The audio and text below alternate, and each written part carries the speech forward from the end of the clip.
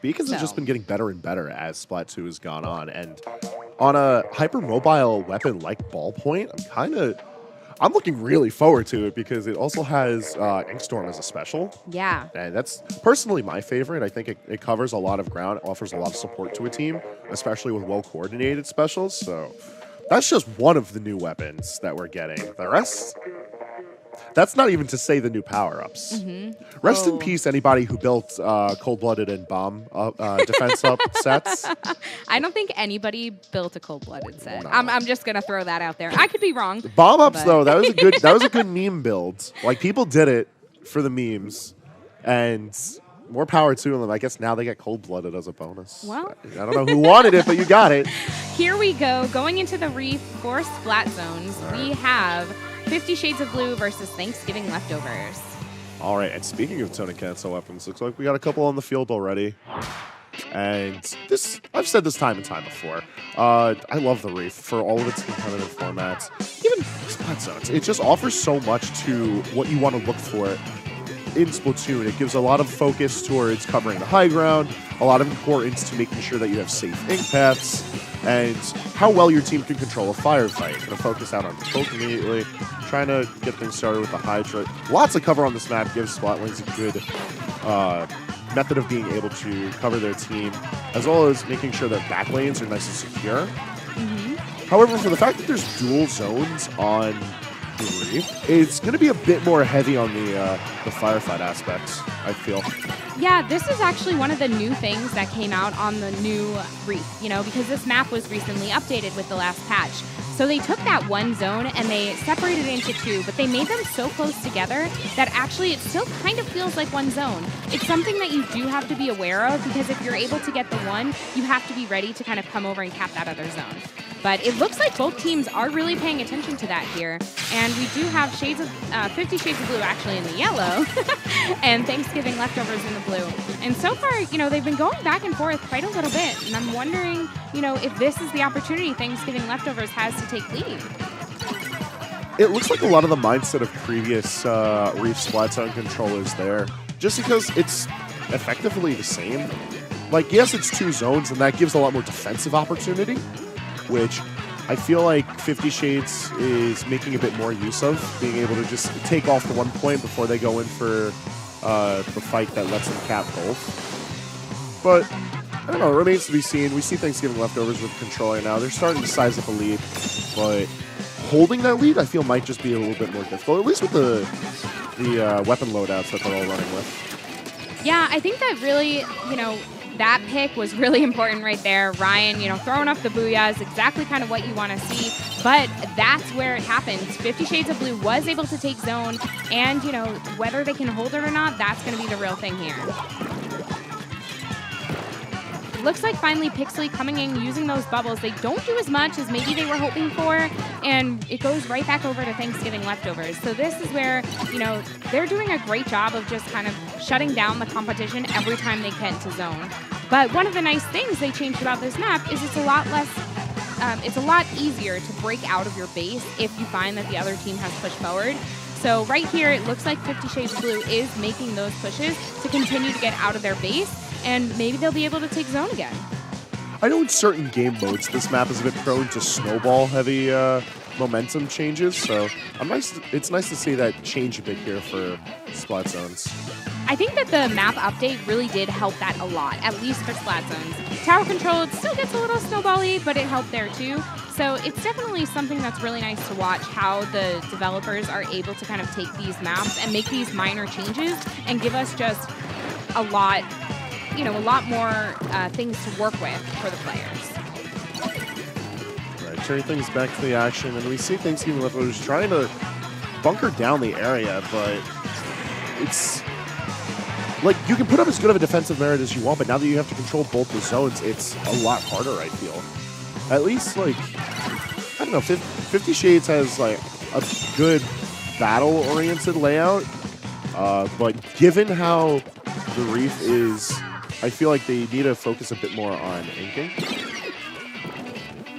Yeah, I think that that's definitely something they need to do. It looks like 50 Shades just continues to not have enough map control, where then it makes their movement a little stilted, and it's a lot easier for Thanksgiving Leftovers to come in and clean up and retake zone over and over again. But, Pixley trying to get those bubbles out. Good placement, just not enough support from the rest of their team to kind of get a couple of picks to make sure that they were safe. These bubbles really aren't doing too much for 50 Shades. We've seen them come out multiple times with very little coordination from the rest of the team. And I feel like given the underpass area where both of the splat zones sit, they're not nearly as effective as they could be. Yeah, I think that that's kind of one of the things that has changed here. Old Reef, if you controlled top mid, you controlled the zone. And I think now, because the zone's also a little longer underneath because they separated it into two, that it's a little bit harder for you to just maintain control of that top bridge and be able to take everything else. But they played a really great game. The fact that it went back and forth a lot gives me a lot of hope for the rest of the set.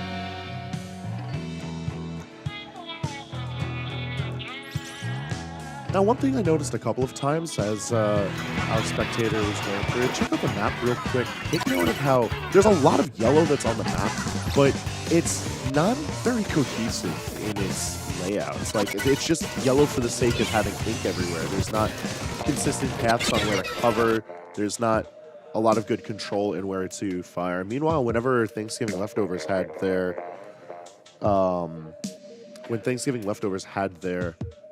ink down, there was very much an idea as to where they wanted to put out their ink. I think that that's definitely, exactly what you're talking about. It seemed like what they were doing is that they were looking to kind of build their special over and over again. And I'm just, wondering kind of if that was something that helped them a little more, or maybe they just needed more map control for movement, that they were kind of forgetting about, map control also offers us movement, instead of, hey, let's just build our special and try to maintain, something that we can take zone with. Another thing to note, while I feel like 50 Shades had good weapons for being able to maintain their fights, the specials really faltered for them. I brought this up when I was talking about the bubblers, but looking at the rest of the specials that are on board, there's not a lot of cohesion in the kit. It's NZAP's giving you the armor that you might need, but bubbles aren't really going to do much for you, especially alongside the Booyah Bomb. And we didn't really see them organized enough in a way that really provided them with enough area control. Meanwhile, whenever Thanksgiving Leftovers had broken any of their specials, it just seemed more effective. Yeah, I completely agree. I think that it's something that they've definitely, worked on kind of making sure that they were staying together. So here we go, looking at this next pick. So this was the counter pick from the side of 50 Shades of Blue, and they're going with Mako Mart Splat Zones. All right, so I feel like maybe the map change, but staying with the same game mode might benefit them pretty heavily. Just because, at least assuming they're going to go in with a similar or the same loadout of weapons that they came into Game 1 with, I feel like 50 Shades of Blue had a good kit for covering very open space. But as we saw through Game 1, the Reef doesn't really have open space. It's very cover-oriented, and the overpass leads to a lot of play from the top. That's not going to affect as much of the bottom. With Mako Mart being much more open in general, even with its different levels of ground to cover, maybe those specials will have a bit more of an impact. Definitely. I think that could help. I think that also it's still a two-zone Splat Zones map, so I think that that's something that they're going to have to contend with a little bit. But I think if they can kind of pull it together and be able to use some of that turf advantage for moving through the map instead of just building specials, I think that's going to give them a huge advantage. Yeah, I feel like this is another map similar to the Reef where in control for the sake of movement is much more important than really anything else. Besides just obviously winning out your firefights, maintaining the objective, being able to freely move is super important on Mako Mart. For sure. And it looks like we're getting right into this. All right. 50 Shades in the green, Leftovers in the purple. See how things worked out here. And just looking at the loadouts as we see, a bit of a change of pace. Of note, Poke rocking the Nautilus instead of the Hydra. Oh, and I was completely wrong. It's not a two-zone map. What was I thinking? Might have just have thoughts carrying over from game 1. Yeah, probably. Nice couple of picks by Pico there. Exactly kind of what they're looking for to start off this set. Even though they don't actually have control of the map, this is like what they're going for. That splashdown is going to do it though, and finally give the opportunity for Thanksgiving Leftovers to start ticking off the point on the board. Yep. A bit bold of Pico to frontline that heavily, especially with little cover, but it ended up pushing things in favor enough. Now it's just a matter of controlling that point, making sure that they can keep their in control. But when the map's looking as green as it is, it's difficult to have that. Yeah, they're pretty close to taking this because if they can just cap zone, that number will tick down very quickly. And there's a lot of ink opportunities on the side of Thanksgiving Leftovers. I think that they've definitely played really well to kind of what they're going for in terms of spot zones. So I think this is where Shades of Blue, you know, is doing a great job. Also, like, they've come together a little bit more, but, you know, it seems like they're just fighting to stay alive. They're not really looking for a zone right now. And as we get a bit of an overlook of the map, once again, the map is looking fairly green, but it's looking very sporadic, whereas 50 Shades, they don't have as much ink on the board, but where it is, it counts. Completely. And even Brian right now has this splashdown in the ready. Is just going to wait for the opportune moment to either use it to kind of take zone as soon as Shades of Blue starts pushing in, or use it to take a couple of members out. So I think this is where they try to pull it off. You saw that. Unfortunately, they got taken out before they could do it. Great coming in to help cover the area, and they've got a bit of a deficit to work off, but this is very doable. Especially with 3 minutes on the clock. Yeah, this is kind of what they're looking for here. I think that this is where Thanksgiving Leftovers, they did a great job retaking that zone here. If Pico can get this pick that he's looking for, it could help them out a whole lot. So at this point, it's really about making sure that you're keeping the other team out of zone, but getting 2 down on the side of 50 Shades of Blue is probably going to help Thanksgiving Leftovers a little bit more, and they'll just continue to hold control of the zone. Armor's break for green side. However, Pico getting picked off right before we can try to really force through to the zone. Taking a look at things now. It seems like a very even-handed fight. Every time one team gets control of the zone, the other team's able to swing heavily with their specials and just well-placed players. Completely. And I think they're using their subs really well, too. You know, they're constantly throwing those bombs. They're throwing the chicken bombs. They're making sure that they're pushing the team back as far as they can to give them more of an opportunity to take zone. So it's just a matter now of 50 Shades of Blue needs to stay alive. I hate the chicken bomb. Auto bomb is so good on this map because it passively controls different layers. Like, if you want to take to the high ground, but you need to be with your team lower, auto bomb helps cover those platforms really well. And it's fairly low commitment, especially if your team has a lot of ink on the ground. I completely agree.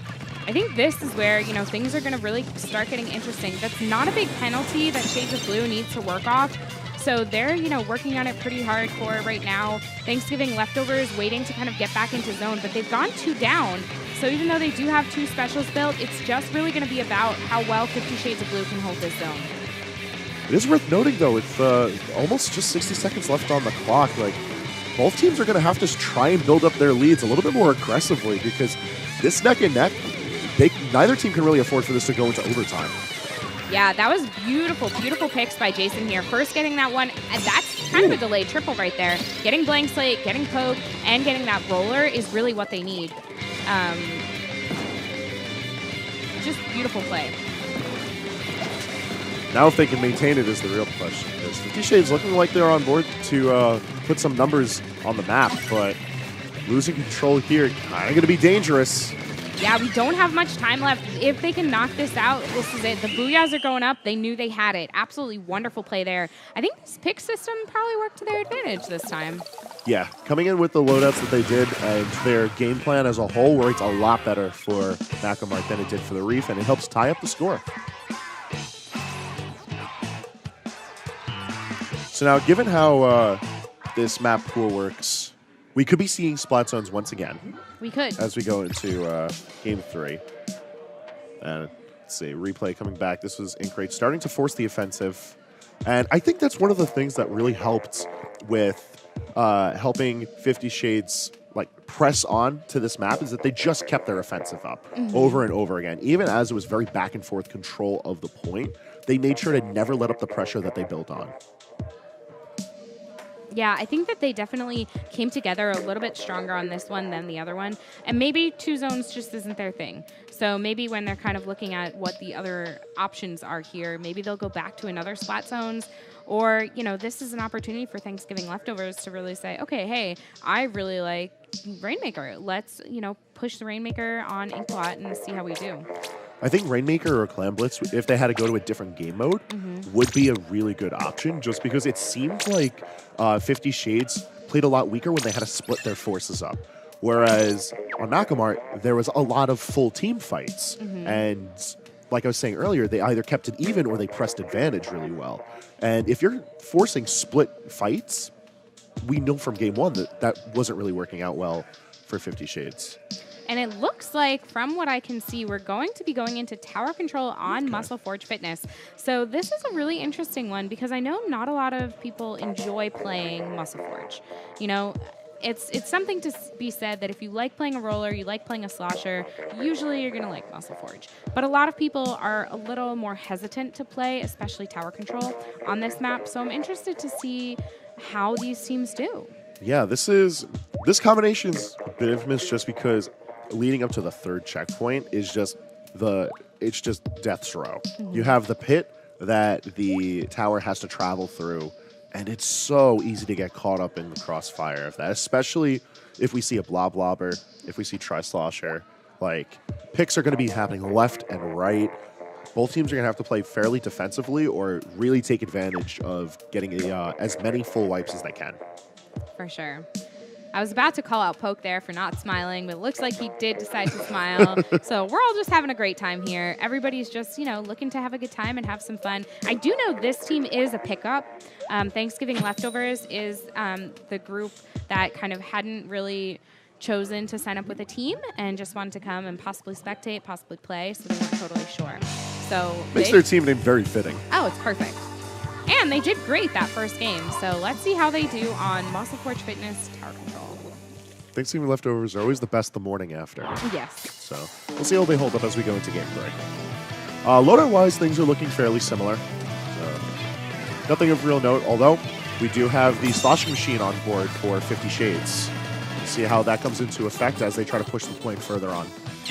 I think Sloshing Machine is a really nice pick for tower control. It's going to give you that arcing shot that you really want and the fall off that you would have too.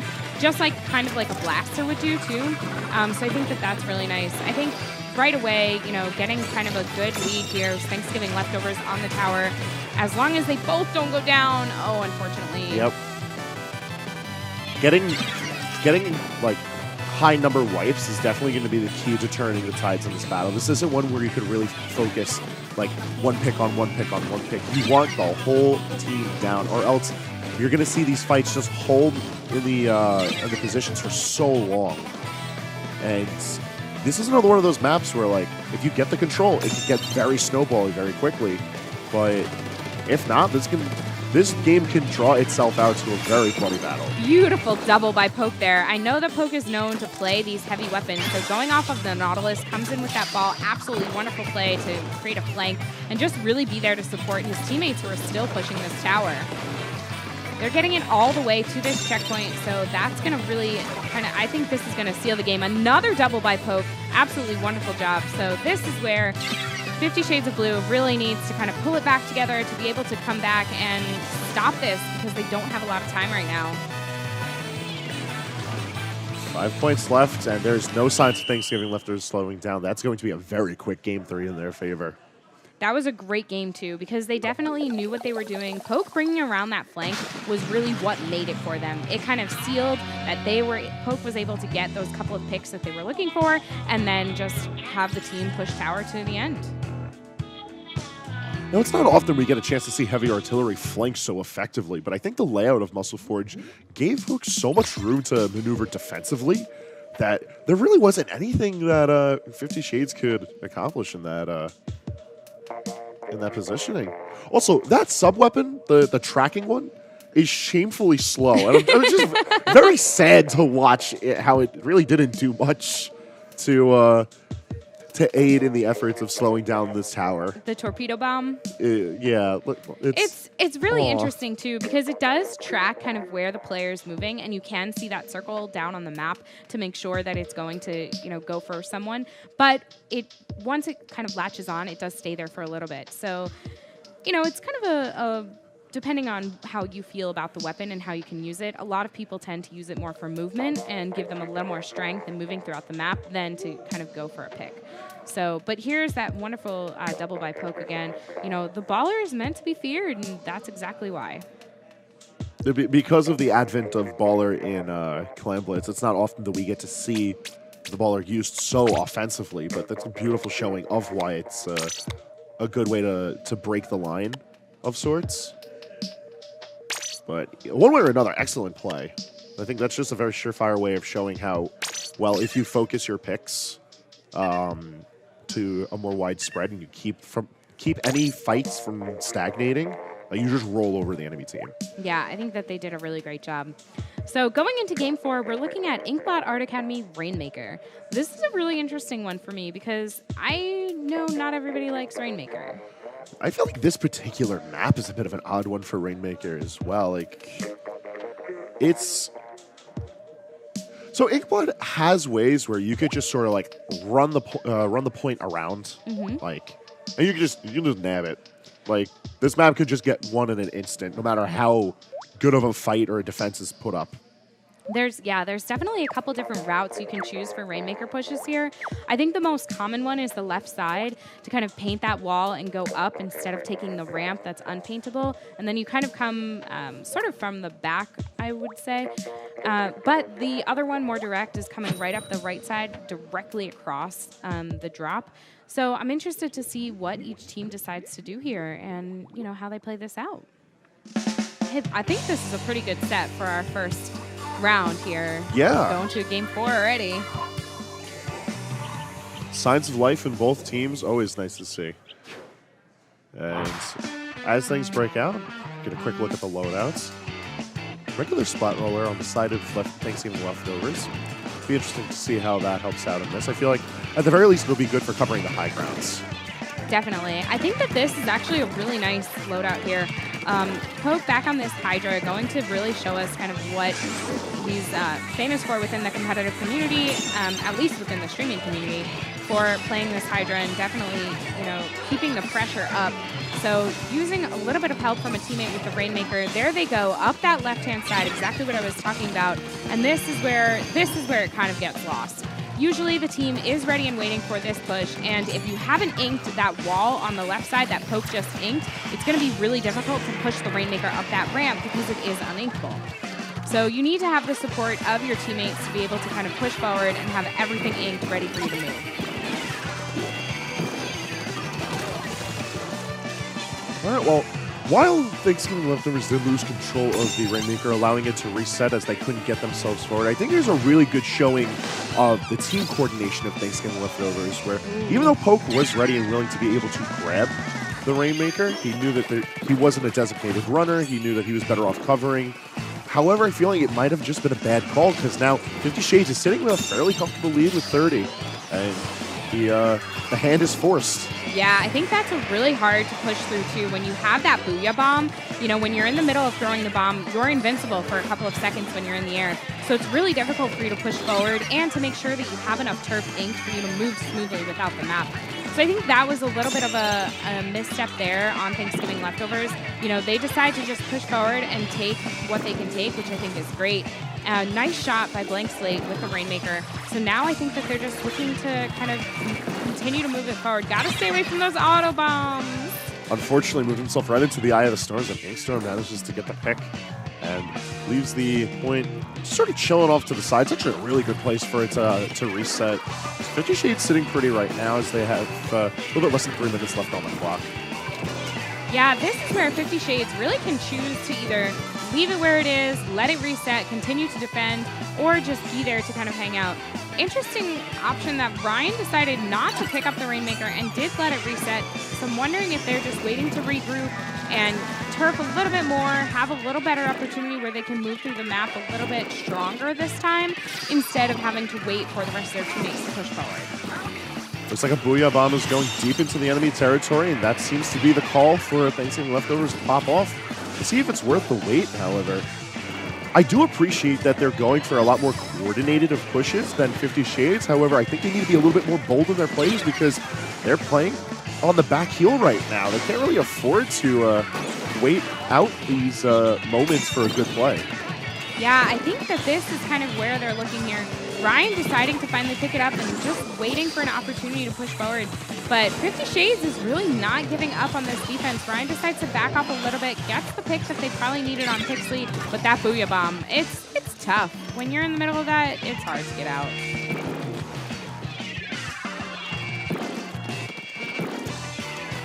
And it looks like right now, 50 Shades is just going to hold strong and play really nice defense. As much as Rainmaker is definitely one of the modes where you want to make sure if you can knock out, you knock out, because you're never safe with just a lead in any of the game modes, but especially Rainmaker, because you could have one wipe and push forward and everything's done. Oh, it's an incredibly volatile game mode like that. I'm just curious to see right now, because where 50 Shades took a lot more of a bold approach to this, and it's currently working out in their favor. I'm waiting to see if the patience of Thanksgiving Leftovers pays off, because they're so well coordinated, but it's just not paying off for them. Yeah, I think that it seems like Poke picking up the Rainmaker, they have an opportunity right here. If someone could paint that ramp for Poke, they do get the lead. Beautiful, beautiful lead. And with only 45 seconds left, that might have been the lead they're looking for, because now they've put 50 Shades back on the offense where they do have to find a way to push forward and get Rainmaker as far as they can. This is sort of what I was talking about, how it's like 50 Shades took such a commanding lead out of the first 3 minutes of this game because they made a really bold push. They got that initial lead. Thanksgiving Leftovers broke formation, got themselves not that much more of a lead, but given the time that's on the clock, it could be all they need to win out the set. Yeah, this is really important too. Right now it's a 2v2 situation on the map as the rest of the teammates respawn. So Poke here, guarding Rainmaker a little bit. Someone's jumping in. If he can pop the shield before the rest of the team, but I don't think he's going to be able to. Does get the pick he's looking for. Goes down to those missiles.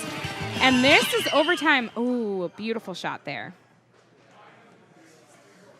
This is an excellent pick right at the end. Yeah, that was a really great play by Thanksgiving Leftovers. That does bring the score to 3-1, making Thanksgiving Leftovers the first kind of winner of our first round here on stream. So great job there. And even still, like looking at those ranks, I think is always interesting to me, because you can never really tell how good of a player someone is just by looking at what they're ranked. Because I would definitely look at some of those and think, hey, they played like an X rank player. They played really well, and team play is so different than solo too. So definitely great job for both teams there. We're going to be cutting to a small commercial break as we get ready for the next round of play. So make sure to stay tuned. We'll be back in just a minute. Oh. We still have a minute until our That's commercial bad break. direction, Team Eggs. Bad. From Bad the man director. behind the curtain, we still have 1 minute. So we'll look at a couple more of these replays. The Booyah's coming out as they did get the lead. So definitely a lot of really nice team play here. This was a very deceiving match, I would say, because there was a lot of very well-organized plays, but the momentum of this match really didn't go anywhere until someone decided that they've had enough of it and just broke forward. Mm-hmm. And I always find that to be one of the funniest things in team-oriented game modes, because it's like, you can appreciate well-organized play so much, but if it doesn't actually lead to anything, then it's all for naught. And then you have one person break formation, all of a sudden everything changes. Mm-hmm. The whole momentum of the match moves because someone decided that they got impatient. And Definitely. It paid off so well for Thanksgiving Leftovers this time. For sure. Now we'll go to a break. We'll be back in just a few minutes. Stay tuned for our round 2 at Long Island Splat 4.